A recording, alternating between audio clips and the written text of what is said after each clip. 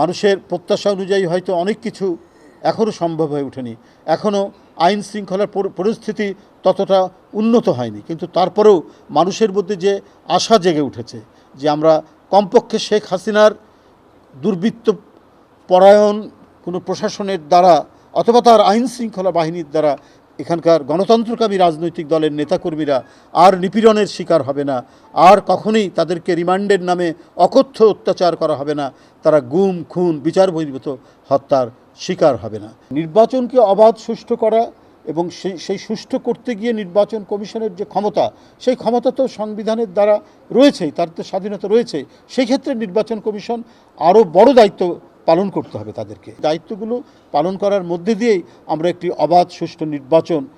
নিশ্চিত করতে পারবো এবং মানুষ যে 16 বছর ভোট দিতে পারেনি, যে শঙ্কা এবং ভয় তার মনের মধ্যে ছিল, সেইটা দূরীভূত হবে, সেটা নিরসন হবে।